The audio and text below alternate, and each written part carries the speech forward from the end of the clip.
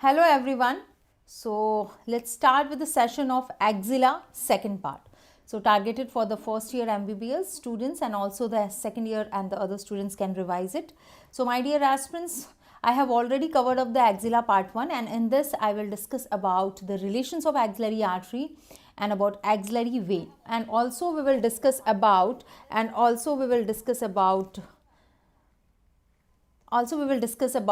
the scapular anastomosis. So these are the targets today which we have to cover up. So let's start with the session. I am audible and the video is fine, so we can start the session now. So before starting the session, let me introduce myself. Myself Dr. Monalisa, MD Anatomy from Armed Force Medical College, Pune. I am here to discuss the axilla topic targeted for the MBBS aspirants. Okay, now my dear aspirants, let's talk about the special class features before starting this session.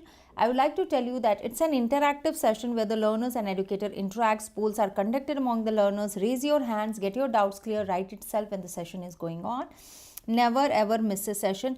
And once the session has been done, you can also download the PDF notes which will be highly beneficial. Anytime, anywhere, read from the top educators of Unacademy platform. The students watching the session for the first time, they should download the Unacademy app and they should use this code to get enrolled for the special free sessions on the Unacademy platform. So my dear aspirants, I would also like to give you information regarding my upcoming session and the special free sessions. So thorax anatomy MCQ marathon is there. So I would like to tell you about 3 sessions which I am going to take tomorrow. So tomorrow there is 3 special free sessions which is specially free on the platform of Unacademy. Session 1 6 p.m, session 2 6:40 p.m, and session 3rd is 7:20 p.m. So all the sessions are just of 30 minutes. So do join live and be present for this session. We will join together and we will cover up all important MCQs of the thorax region. Now let's talk about the NEET PG 2022 All India ranking and the test which is going to happen on the Feb 26 9 a.m. is the timing. So get enrolled and in this test by using the code ANAT10 and NEET PG 2022 All India mock test. You will also see the pattern of main exam, analytic showcase, valuable solutions opted, video lectures and all solutions given by the top educators of Unacademy platform. So just enroll in this test by using the code ANAT10. Now crack NEET PG with the combat. So my dear, when we are talking about this crack NEET PG with combat, 19th Feb 6 p.m. is the timing. 45 MCQs, 60 minutes. 45 MCQs you have to solve, and this 45 MCQs will be solved in 60 minutes. Okay, 60 minutes timing. So top rankers of the participant will be given regards. So enroll in this test by using the code ANAT10. 10 lucky participants can win the gift voucher. So just grab this opportunity and crack the NEET PG combat. Now let's talk about the Plus subscription, where all 19 subjects are completed in a very systematic way. You can access both live and recorded version. You can study from India's top educators. You can compete in live tests and quizzes. You can study on the device of your choice. You can access more than 25,000 MCQs, which will be highly beneficial for you, because these MCQs are made by the top educators and you will be also provided with the explanation for each and every MCQ. So use this code and get 10% extra discount. When I am talking about Plus subscription, so here also the merging of the Unacademy Plus course along with the prep ladder is done. So all India ranking will be provided to you. Clinical and integrated essentials, video lectures from Dream Team, QBank 3 with active guidance, rapid revision, snapshots and treasure deemed notes of the prep ladder will be provided to you. So these are the benefits which can be taken by the iconic subscriptions. Use this code for an extra 10% discount. Congratulations to the topper of FMG December session 2021. I want to congratulate them so that they can also crack their next exam or NEET PG exam in the first go with a good rank.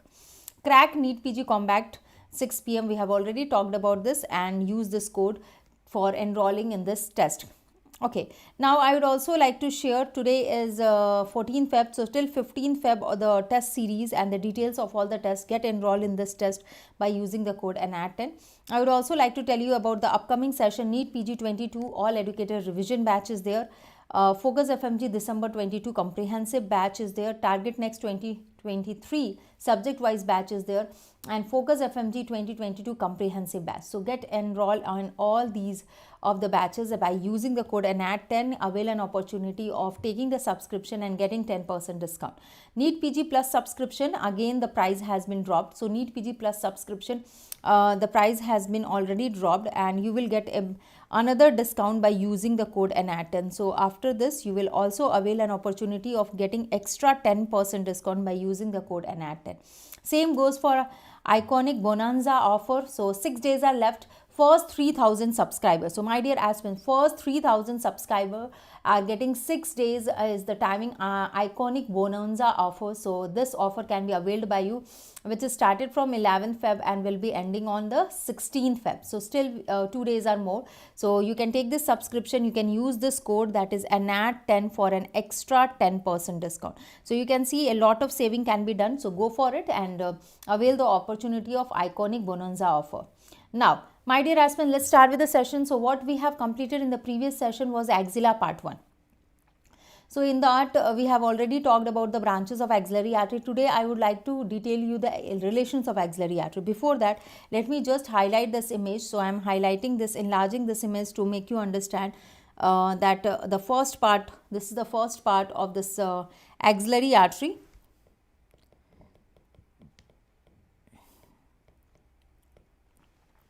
And it gives just one branch, that is the superior thoracic artery. From the second part, 2 branches, thoracoacromial and lateral thoracic artery. These are the subsequent 4 branches of the thoracoacromial artery, that is the deltoid, pectoral, acromial, clavicular.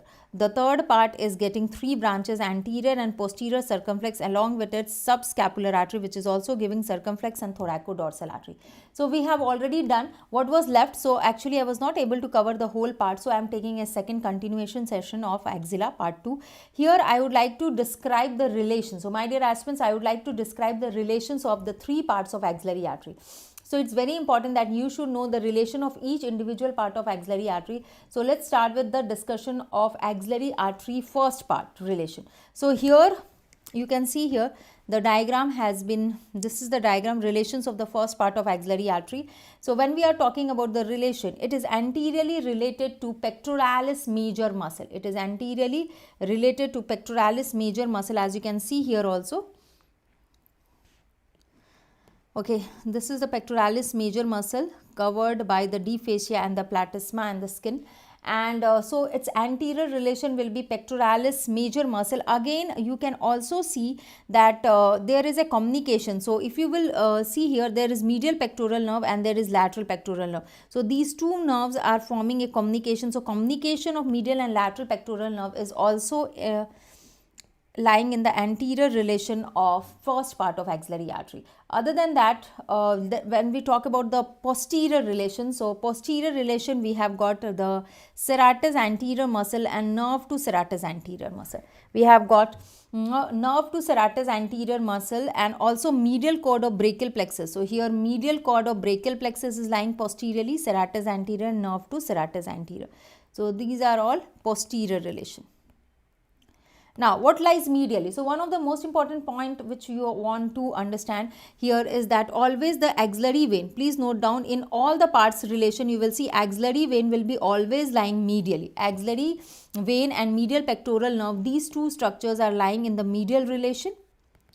And we have got lateral and posterior cord, as you can see here, is related to the to lateral cord of brachial plexus, and posterior cord of brachial plexus is lying in the lateral relation.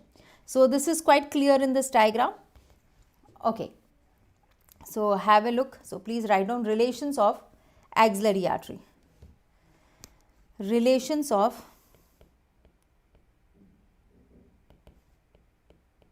first part of axillary artery. So first part of axillary, as we have discussed in the previous session, the first part of axillary artery is the part which is lying superior to or proximal to the pectoralis minor muscle. Pectoralis minor muscle is considered to be the key muscle of the axillary region. So if I talk about the relation, so please write down the relations of first part of axillary artery.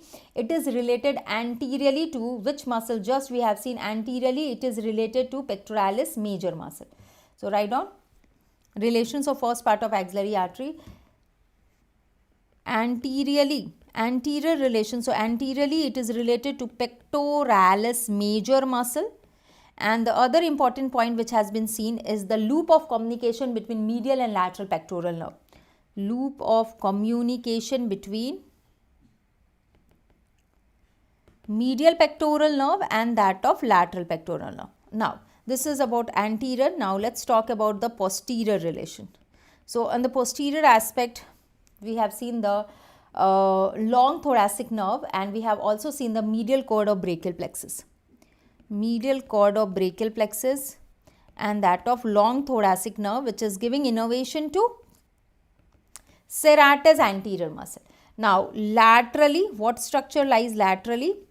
So, we have seen both the lateral and posterior cord are laterally related. Both the lateral and, so please write down, lateral and posterior cord of brachial plexus. Lateral and posterior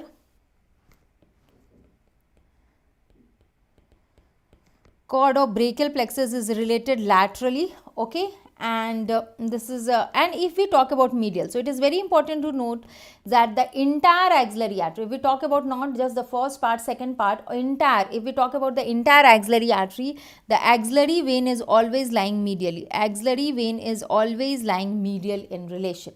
Okay, so these are the important relations of the first part. Let's move on to the second part. Now, talking about the second part of axillary arteries, one of the important relation which has been asked so many times in the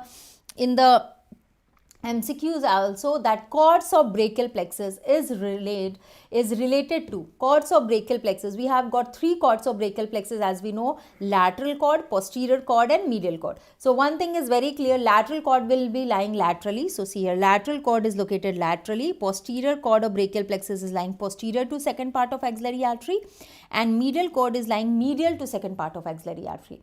The other important point is always the axillary vein will be located medially as shown. So this is medial, this is lateral, this will be anterior, and this relation will be posterior.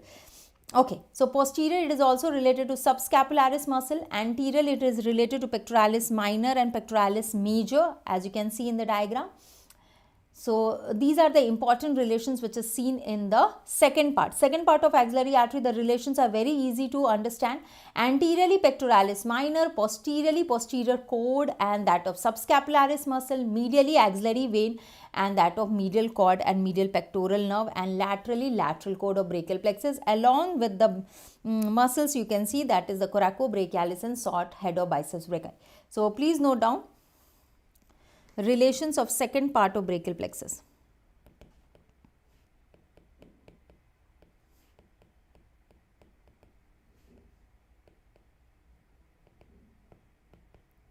Relations of second part of axillary artery. Relations of second part of axillary artery is according to name of cords of brachial plexus. So this means that, what does that mean? That means that the lateral cord will be lateral to the second part of axillary artery, the medial cord will be medial to second part of axillary artery, and the posterior cord will be posterior to second part of axillary artery. So please note down. Anterior relation. Anteriorly we have seen a muscle, that is pectoralis minor muscle. As we know, pectoralis minor muscle is lying just below pectoralis major muscle, so it will lie in the anterior relation. Now let's talk about posterior relation. So posteriorly we have got the posterior cord according to the relation posterior cord, and it is also having subscapularis muscle related posteriorly. Medial cord, medially it is related to medial cord of brachial plexus and that of axillary vein. Laterally it is related to lateral cord of brachial plexus. So most easy to memorize the relations of second part of brachial plexus. According to the name of brachial plexus, the relation lies. Now moving to third part of brachial plexus and its relation. When we are talking about the third part of brachial plexus, so this is showing the relations of third part of axillary artery and with the branches of brachial plexus. So you can see here anteriorly, when we are talking about the anterior relation, you can see medial root of median nerve. Medial root of median nerve is lying in the anterior relation. Okay. Now, if we talk about this is about the anterior relation, that is medial root of median nerve. If I talk about its medial relation, M for medial relation. So axillary vein, again this is the axillary vein which is always lying medially, and the branches of medial cord lies in the medial relation, that is ulnar nerve, medial cutaneous nerve of arm and forearm. So very easy to memorize. Branches of medial cord is lying medially in relation to the third part. Same way, branches of posterior cord. So we have got two branches of posterior cord here, radial nerve and axillary nerve will lie posteriorly, and the branches of lateral cord, that is musculocutaneous nerve, lateral root of median nerve is lying laterally. So it's very easy to memorize the relation of third part also. So let's write it. Relations of third part of axillary artery. So see here, first anterior. When I am talking about anterior, it is the medial root of median nerve. Anteriorly, it is related to medial root of median nerve.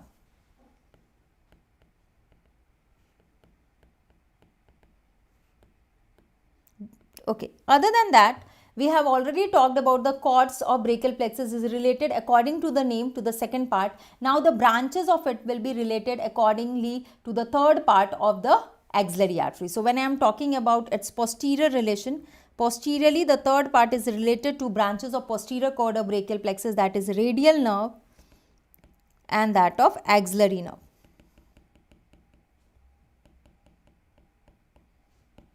Okay.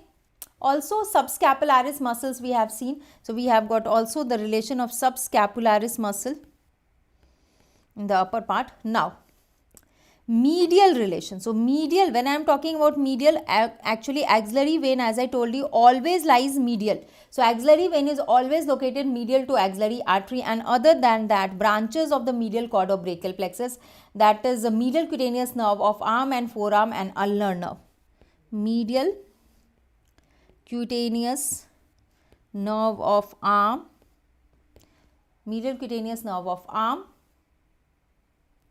and that of medial cutaneous nerve of forearm.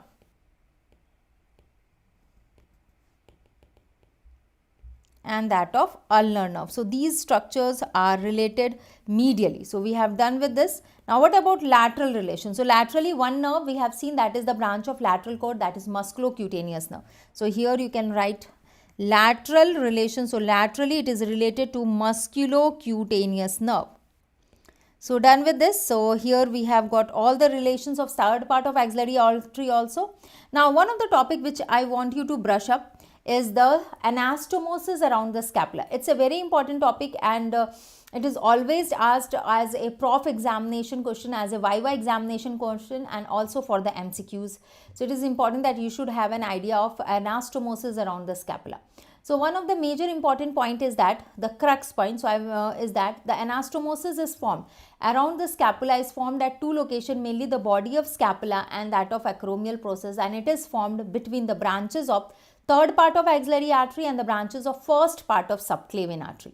So first thing is that I will come to that diagram. Anastomosis around scapula. So anastomosis around the scapula is between two branches. One is subscapular artery, one is subclavian artery. One is subclavian artery, first branch, first part, branches from the first part, and axillary artery. So axillary artery branches from the third part. So this is the crux point to understand the anastomosis. And the anastomosis is occurring at two places. One is the body of scapula and the other is acromial process of scapula. Body of scapula and the other is acromial process of scapula. Acromial processes of scapula. Got it? Now, acromial process of the scapula. Now let me explain it then. Let me explain around the anastomosis around the scapula. So see this diagram. Here you can very nicely understand. If you want, I will just enlarge this diagram. Okay, now see here, body around the scapula. When I am talking about the anastomosis around the scapula, you can see here, this is the first part of subclavian artery. So the anastomosis is between first part of subclavian artery and that of third part of axillary artery. This is the source of anastomosis. Okay, this is the third part of axillary artery and this is the first part. So this is exactly the anastomosis which is occurring between the first and the second part, first and the third part. So now first part of subclavian artery, one of the important branch is thyrocervical trunk. Thyrocervical trunk, and this thyrocervical trunk is giving another branch, that is suprascapular artery. Suprascapular artery. Now the branch from this thyrocervical trunk, suprascapular artery and transverse cervical artery, you can say forming anastomosis here, which is the first part. And this suprascapular artery anastomose along with the branch of subscapular artery, that is the branch from the third part of axillary artery, and also its a subsequent branch, that is circumflex scapular artery. So that means the anastomosis between circumflex scapular artery, that is the branch of subscapular artery, which is ultimately the branch of third part of axillary artery, forming an anastomosis with transverse cervical suprascapular artery. The source is thyrocervical trunk, and which again is a branch of first part of subclavian artery. So these are the anastomosis region which is shown here, and it is between first part of subclavian artery branches and third part of axillary artery. The another anastomosis region is at the level of acromial process. See here, at this level, acromial process. Now here you can see posterior circumflex humeral artery, which is a branch from third part of axillary artery, is forming anastomosis with the acromial branch of the suprascapular artery, that is the branch of first part of subclavian artery. Also thoracoacromial artery give few acromial branches, which is also forming the anastomotic network. But basically it is clear by seeing this image that the anastomosis source is coming from first part of subclavian and third part of axillary artery. So this is very important, maintaining collateral circulation around the scapula and maintaining the blood flow. Now my dear aspirants, okay, so let's talk about the next, let's talk about the axillary vein. Okay, so as we have already discussed axillary artery, we have seen the anastomosis around the scapula. So in brief, I would also like to discuss the axillary vein. Okay, so as we know that, always one of the important point which we have seen with the explanation, that axillary vein, when we have seen the relation, it is always lying medial to axillary artery. What is the location? The location is, it is always lying medial to axillary artery. Okay, so always lying medial to axillary artery. Now if you want, so see here, this is the axillary vein which you are seeing.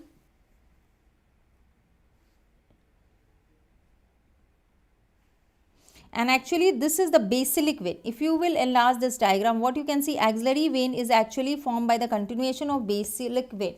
So actually it start forming, axillary veins start forming at the level of lower border of teres major muscle, and it is formed by the continuation. It starts forming by the lower border of teres major muscle by the union of basilic vein and the vena commitans, which is surrounding the brachial artery. This will drain and form the axillary vein. And it is formed just on the medial aspect of axillary artery, and it is ending at the outer border of the first rib. Okay, so this is about axillary artery. Let me write axillary vein and artery. So let me write this basic point. Axillary vein is formed. So what is the landmark? It is formed at the lower border of teres major muscle. Okay, by the union of, what is the formation? So it is formed by the union of basilic vein and vena commitans, small veins, vena commitans, that is the small veins which is surrounding the brachial artery. Basilic vein and vena commitans surrounding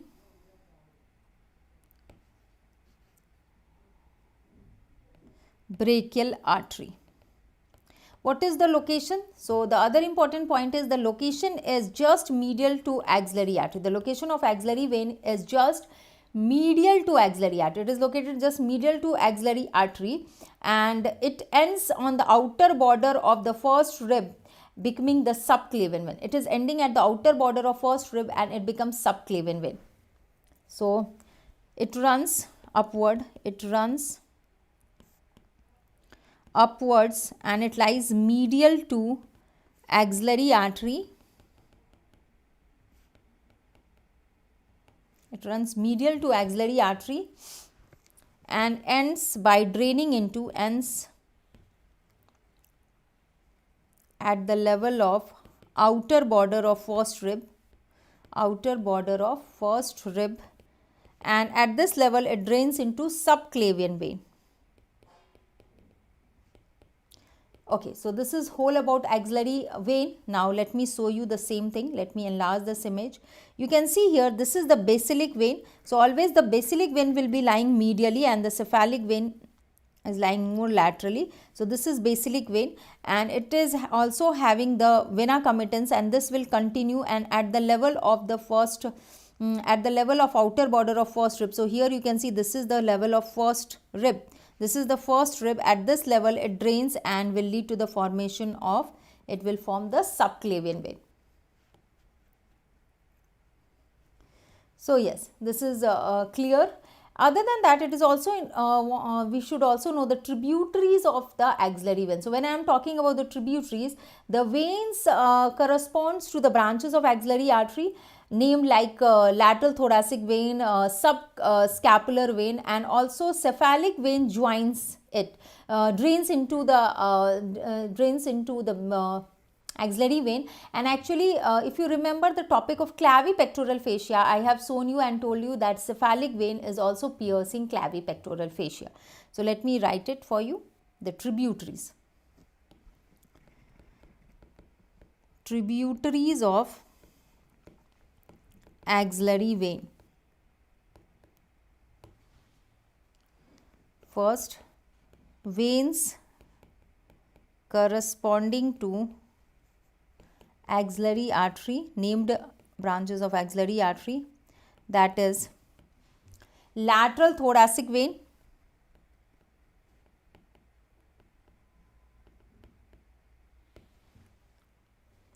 and subscapular vein.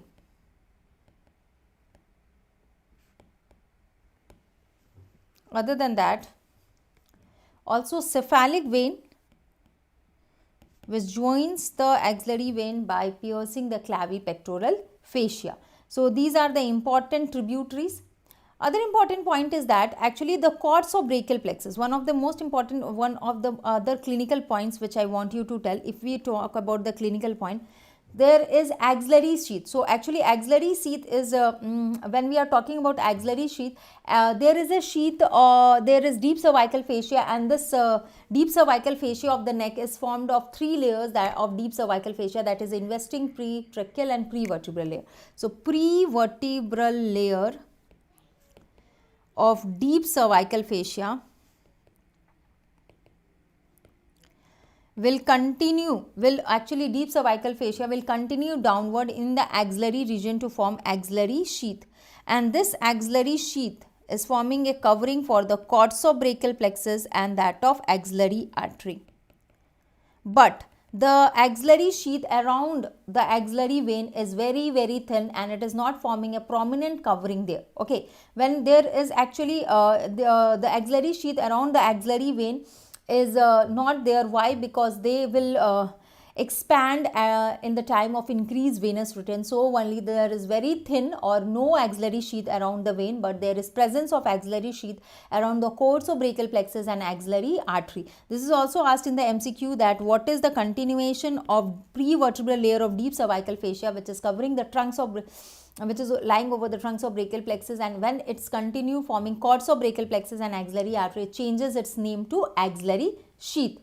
Okay, so sometimes also what happens, there is a arch, axillary arch is there, and this actually there is at times spontaneous thrombosis of the axillary vein, and the reason is a muscular band, that is axillary arch, at times surrounds the axillary vein and it compresses the axillary vein in the time of increased venous return, and it can cause the thrombosis of axillary vein. So these are important points, and why it is important to know the axillary vein, its tributaries, and how it is formed, because when we go with the topic of axillary lymph node and when we study the topic of mammary gland, it is important that we should know the location of all axillary lymph node in relation to the tributaries of axillary vein. So yes, this was a small topic where I was describing all the important aspects. This was the second part, continuation of axilla second part.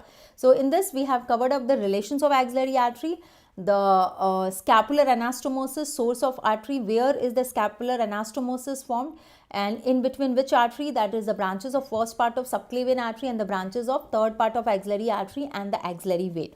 Now, before ending, I would like to give you certain information about my upcoming session, that is tomorrow's session. So tomorrow I am going to take 3 sessions. So all these sessions, all these 3 sessions, session 1, 2 and 3, that is 6 p.m., 7:40 and 7:20, 6 p.m., 6:40 and 7:20 p.m. These all sessions will be of just 30 minutes. So just 30 minutes, my dear. You can join this session live on the Unacademy app. So these are actually free sessions on the platform of Unacademy app. You can join me for these sessions. We will solve the MCQs related to the topic of thorax, and we will complete this MCQ marathon of 3 continuation of the session with a gap of 10 minutes. So use this code ANAT10 and get enrolled for these session. If you have not downloaded Unacademy app, you should download the Unacademy app and be present live for this session tomorrow. The timing and the link will be provided on the all Telegram group link of the Unacademy. So let's crack NEET PG Telegram group, Unacademy Telegram group, and you can join me. Also the Future Doctor Telegram group. Now, crack NEET PG with the combat. So you can crack this examination. 60 minutes test is there, 45 MCQs are there. Get enrolled in this test by using the code ANAT10. What is the timing? The timing is 6 p.m. The timing is 6 p.m. and the date is 19th Feb. So enroll in this test by using the code ANAT10. The participants are 10 lucky participants are going to win exciting gift vouchers. Now, I would also like to inform you about NEET PG 2022 All India Mock Test, NEET PG, which is going to happen on 26 Feb, 9 a.m. is the timing. Get enrolled by using the code ANAT10 and win exciting prizes. Okay, so all the best. See you tomorrow with the session of special classes, and those who are interested for solving cadaveric image session, they can join me at 9:15 p.m. on the Let's Crack NEET PG platform YouTube channel live. So that session will be taken exactly at 9:15. So do like, subscribe, Unacademy Future Doctor, and I wish the session was useful for you, and I will in the upcoming session I will cover up the most important topics of anatomy. Thank you. All the best. Keep watching. Thank you.